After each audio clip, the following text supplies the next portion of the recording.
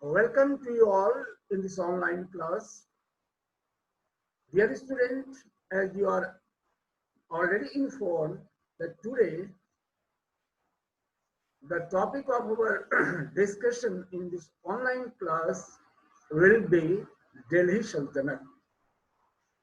No doubt this is a longer chapter, but stepwise we have to discuss each and everything that is mentioned in your textbook, and such topics is very important for the examination point of view also. So keeping all these facts in my mind, I have prepared this slide. So I will request you listen peacefully, and whatever you feel any difficulty, you will discuss it, you will inform me in the last 10 minutes schedule. First of all, we have to learn what was the political condition of India before Delhi Sultanate. Who were the rulers under this rule or kingdom? Why this kingdom is known as slave dynasty? I mean, Delhi Sultanate is started from the by the first kingdom set up by the. Now, in this way, first of all, we have to learn about the slave dynasty that was the starting kingdom of the Delhi Sultanate, and there is a series of the dynasties about which we will study in this uh, chapter. So first of all, we have to learn what was the political scenario of India before the emergence of Delhi Sultanate. Okay, so 5, 6 points are here. You should must listen. First of all, you know, in that period, India was suitable for the invasion or attack of foreigners because situation was prepared by Indians in those days.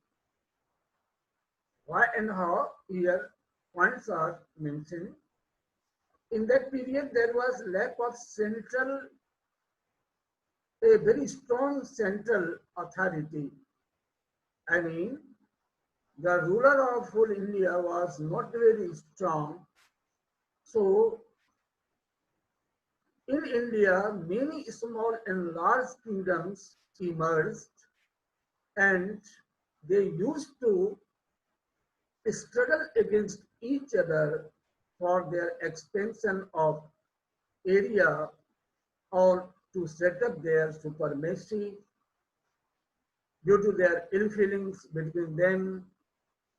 Next was the condition of India was not good politically because there was the political disunity, right?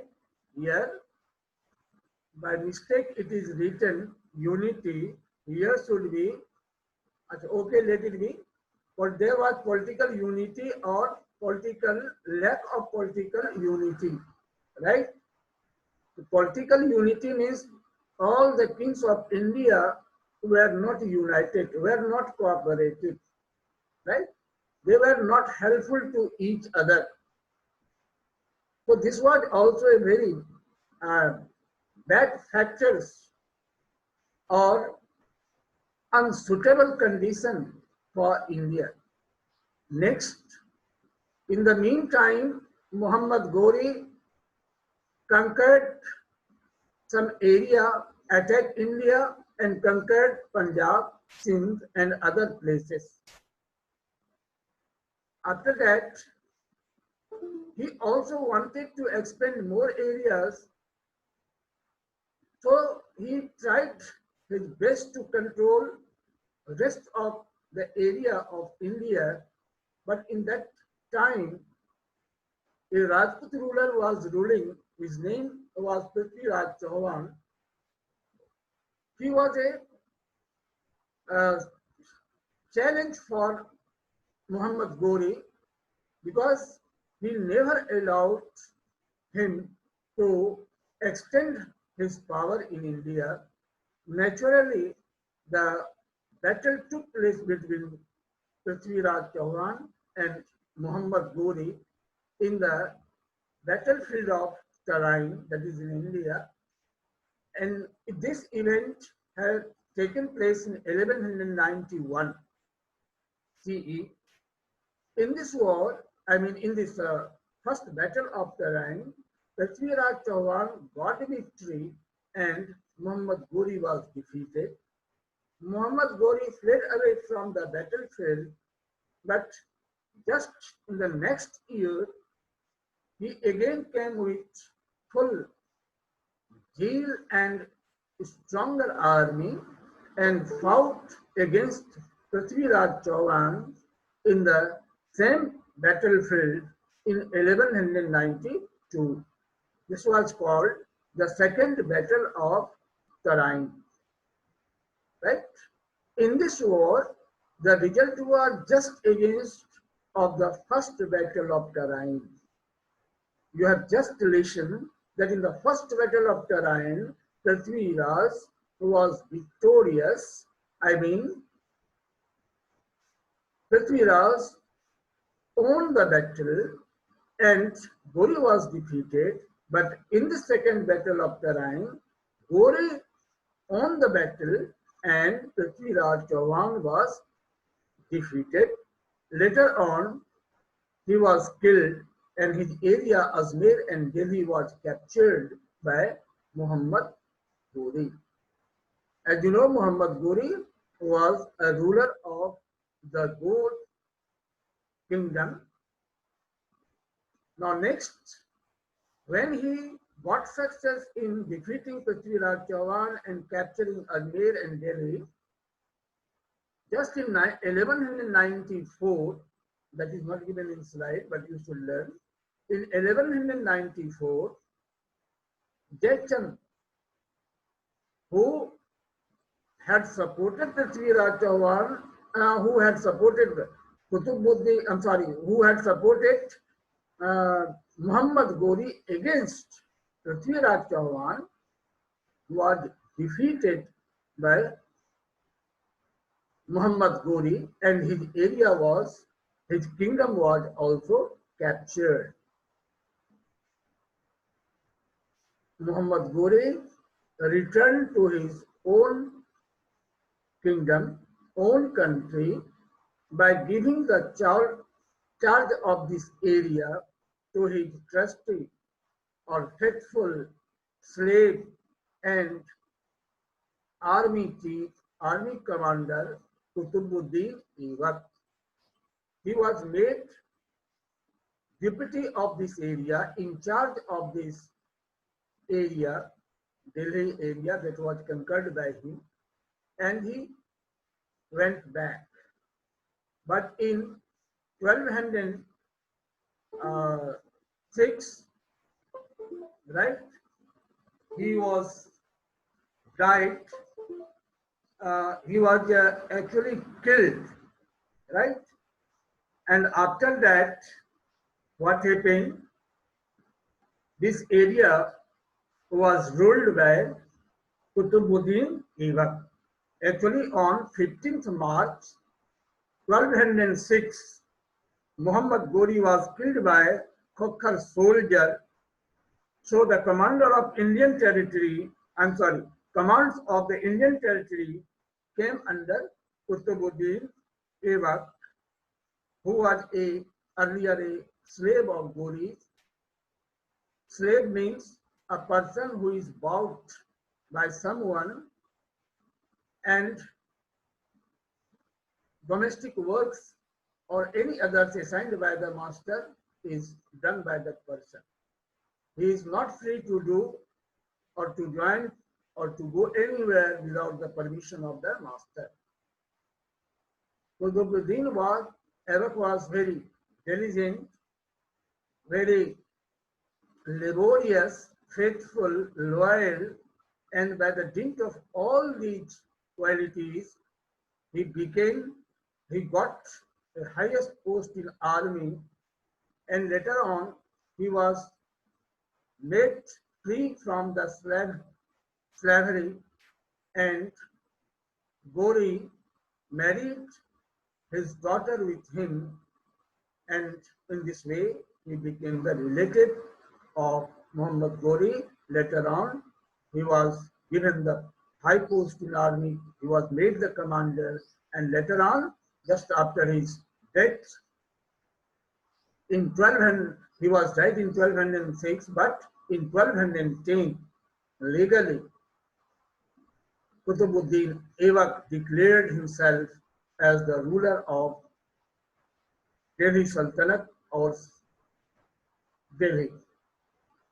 Now, you should learn the kingdom or the dynasty that was started or set by Qutbuddin Aibak was known as the slave dynasty, right? Was known as the slave dynasty. Okay, so you should learn.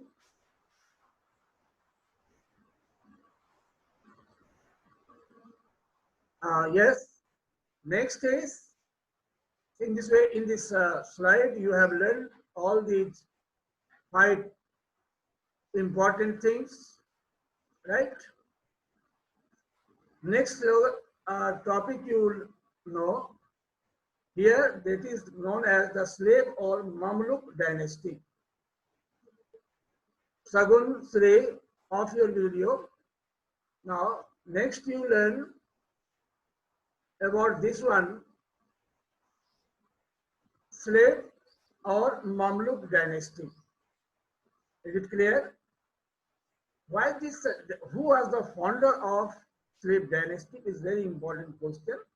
Naturally, your answer is correct or will be correct if you say the founder of this dynasty was Qutbuddin Aibak. Right? Qutbuddin Aibak was the founder of slave dynasty. Why it was called the slave dynasty? Here reason is given. It was called slave dynasty as its founder and most of the rulers of this dynasty were slaves or their children were slaves. Right? Most of, the founder of this dynasty was directly a slave, and most of the rulers of this dynasty were slaves, their children were slaves. So this dynasty was named as slave dynasty. Qutbuddin was the founder of this dynasty. This dynasty is named or is called, is known as Mamluk dynasty also. Slave dynasty and Mamluk dynasty are the same. But why it is called Mamluk dynasty? Because Mamluk means also slave. So these were the 4 or 5 important rulers in the slave dynasty whose pictures with their name is written. You are looking at here, Qutbuddin Aibak, Iltutmish, Razia Sultan, Balban, Nasruddin Muhammad, and so forth. Now next is, this one is about the other important ruler, right? And his name you are seeing here. This is Iltutmish. Qutbuddin Aibak, it is an achievement. He was the founder of slave dynasty, and very important question regarding this personality comes always in examination. And this question is what? This type of question is, what were the achievements of Qutbuddin Aibak? So you have to mention minimum 4 or 5 achievements. For example,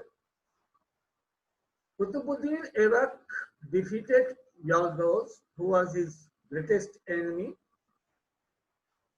in his regime, and he freed Punjab from him, I mean Yaldaus. He was a great patron of literature, art and architecture. As you know, patron means one who gave all kinds of support for the development of anything or for carrying something. He was a great patron of literature, art, architecture. What does it mean? It means many books were written, many scholars were given preference, help by the kings and their authority. Many types of art and architecture developed. The greatest achievement of Qutbuddin Aibak was what? He built Qutub Minar and Quat-ul-Islam Mosque that is in Delhi. Both these buildings are in Delhi. It is very famous building, world-renowned building. He also just near to Qutub Minar, I'm sorry, just near to Qutub Minar, he also made Dhai Din Ka Jhopra, a smaller mosque. But in Ajmer, he built a mosque that was called Dhai Din Ka Jhopra. There were two literary gems, great scholars in his regime. They were Hasan Azmi. Now, here is written Hasan Azmi. Hasan Azmi and Mubarak Shah. Okay. He died in 1210 CE, and after that his son Aram Shah became the ruler, but he was rejected by the nobles because he was unpopular, inefficient. That is why his son-in-law Iltutmish was called to rule the system. I mean, he was selected as the ruler of Delhi's slave dynasty. He was the son-in-law of Qutbuddin Aibak. Actually, he was also a slave in early days of Qutbuddin Aibak. Later on, he became Sultan.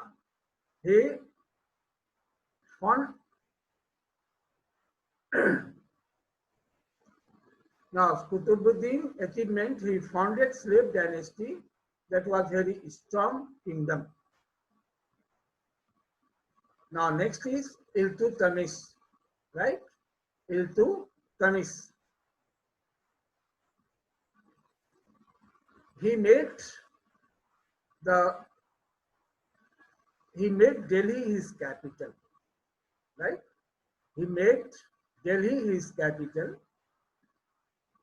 In initial stage, Iltutmish had to struggle against many problems. Many challenges were faced by him. There were many opponents of Iltutmish who did not want to see him as the ruler, but all of them were suppressed very successfully and diplomatically. He also defeated his main rivals, opponents, Yaldaus and Quwata, right? He defeated two main rivals of him. One was Yaldaus, who was the ruler of Ghazni, and Quwata, who was the ruler of Sindh. After that, he did a very great work because he saved Delhi from a Mongolian ruler, Genghis Khan. He was coming towards India by chasing his enemy, Shah of Khwarizm, who was coming in India to take shelter to save himself from Mongolian ruler Genghis Khan. But Iltutmish did not give him shelter by saying it that the condition was not suitable for him. And in this way, India was protected from the destruction of Genghis Khan. Now, one important thing is here, what important administrative reforms were made by Iltutmish, because he has brought many changes in his system to please the people and gain the favor of his subject, of his people, and he made some reforms. First, he wanted to control his kingdom with full power. It is why he organized a committee, right? He organized a group of very powerful 40 Turkish nobles to get help from them in ruling the country, to control the system. And this group of 40 Chaliha is known as the 40 novel Turkish group is known as Chaliha. I have not given the meaning here knowingly, so that you should always be prompt to know what is the meaning of Chaliha. Here I am saying clearly, Chaliha was a group of powerful 40 Turkish officials. It was organized in a group and its name was Chaliha, and it was organized by Iltutmish. Now, next important reform, he divided his whole empire into iqtat, like provinces, smaller area, and each area was given under an efficient officer to look after, who was directly responsible to the central king, or to the king, to Iltutmish. Next important reform was what? He introduced silver coins, that was called tanka, and copper coins, jitan. It is very important fact for you, because one mark question is generally based on such type of unique facts. You should learn these important lines are also chosen by in general competition to set the objective questions. So you should be very prompt here. If question comes, who had introduced the silver coins in India? You should know, and you should say that he was Iltutmish. What was the tanka? Tanka was the name of the silver coins introduced by Iltutmish. And he also introduced copper coins, that was called jitan. So jitan was a copper coin introduced by Iltutmish. And he also patronized art and architecture, right? Literature. Many buildings were built, right? As you know, Iltutmish had completed the rest work of Qutub Minar and other buildings, tombs, others were also built. Now next is here, very famous writers were in his court. They were Minhaj as-Siraj, right? Minhaj as-Siraj, Ruhani, Ushtani. So these are the names of the important literary figures who adorned his court, right? And you know that Minhaj as-Siraj was a writer in his court who wrote the account of Iltutmish's reign, Iltutmish's rule, right? He was a staunch Muslim, Sunni Muslim, who was deadly against the Shias and Hindus also. Here two terms you have learned, Shia and Sunni. Actually, these are the two different communities of Islam. There is not generally not good feeling between two. There is no mutual understanding or peace between two, especially in those times, in those days, right? Now next is,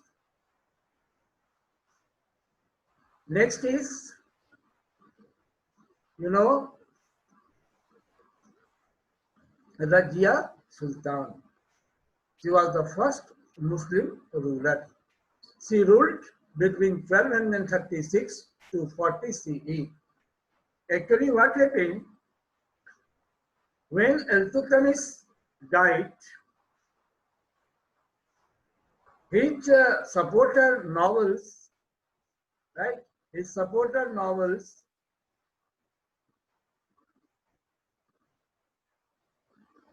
declared his eldest son Ruknuddin Feroz as the king of Delhi, but he was murdered by someone. He used to remain in power only for 7 months, right? It is why just after the death of him, Razia Sultana, who was the daughter of Iltutmish, was declared as the ruler of under slave dynasty, right? After Ruknuddin, Firoz, Razia Sultan became the ruler. She was very brave, efficient, and expert warrior also. She crushed, destroyed the power of her opponents. He gave higher position to non-Turks because she was not very, she did not believe in the faith of the Turkish noble. That is why she wanted to replace them shiftwise or one by one. That is why she gave the higher position in the offices, in the army, generally to the non-Turks noble. In the army, non-Turks were also given, but generally in official groups, non-Turks were appointed by her. She was an able military general and most capable ruler. She used to dress herself like a man when she used to go on to lead the war. So she dressed up like a man in wartime because she did not believe that women are weaker to men or male. She ruled for 3.5 years and was later on killed in 1240 CE, 1240 CE, right?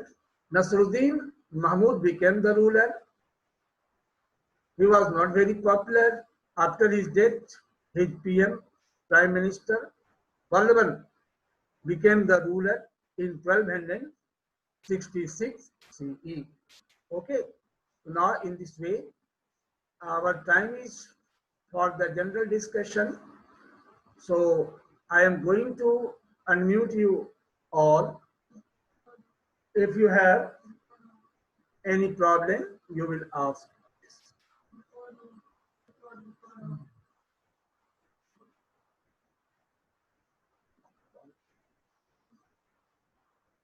Okay, just now I'm going to stop sharing.